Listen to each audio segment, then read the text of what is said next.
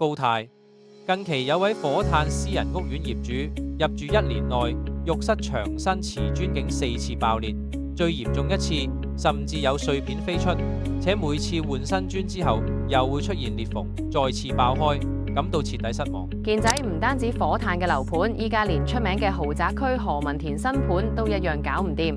上個星期就因為交樓質素差，過百名收樓業主更就單位質素向消委會投訴。唉，小市民辛辛苦苦儲錢，諗住有個安樂窩，點知搞到一套戲，真係慘。高太，你認為依啲爆磚跌磚 case 係咩原因造成呢？健仔，我總結4個方向去分析下爆磚跌磚原因。第一啦，磚縫太窄，磚與磚之間未預留足夠空間。瓷磚同膠沙都有熱脹冷縮嘅特性。若果留縫過少，溫度變化嘅時候，瓷磚相互擠壓，會導致起橋破裂。一般建議瓷磚留縫唔少於2毫米，大規格瓷磚更應該增大縫隙。室外嘅磚因為會被陽光暴曬，縫隙都應該更闊。第二，瓷磚背面脫毛劑未清理。現代瓷磚背面常有脫毛劑，若唔清理乾淨，會嚴重影響膠沙同瓷磚嘅黏結力，導致瓷磚脫落。第三，施工手法有問題。坊間有啲師傅以膠沙溝英泥嘅手法鋪磚，希望可以縮短乾固時間，咁樣做會影響黏性。而且每款膠沙用水量、室內溫度、乾固時間等嘅因素都會對操作有影響，一定要注意產品說明書嘅建議方法施工。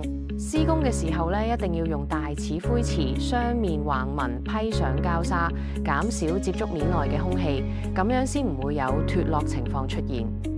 亦都唔好預先批大範圍膠沙上牆身，然後再黐磚，因為產品開放可操作時間有限制。第四，瓷磚尺寸與膠沙強度唔配，大規格瓷磚重量大、面積大，需要更強黏結力同埋柔韌性嘅膠沙。若使用普通黏結劑，易出現脫落現象。咁膠沙嘅強度係點樣分？有冇標準嘅呢？點樣揀先啱？梗係有標準啦。EN 12004係歐洲標準化委員會制定嘅瓷磚膠性能測試標準，適用於水泥基 C、分散型 D 同反應型樹脂 R 3大類。對標準瓷磚膠嘅性能提出咗明確嘅要求，確保喺各種環境下都能夠表現出足夠嘅黏結力、耐久性同安全性。根據黏接強度，水泥基瓷磚膠分為 C1 同埋 C2 兩個基本等級。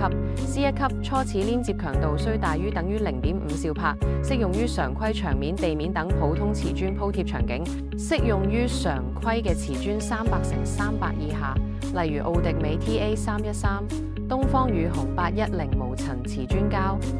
C2 級初始黏接強度須大於等於 1.0 兆帕，且浸水同熱老化後嘅強度損失更細，適用於大規格瓷磚、吸水性強嘅基面等需要更高黏結力嘅場景，如大瓷磚600×600以下吸水性強嘅基面等，例如馬貝 Carifix 或者東方雨虹820無塵瓷磚膠。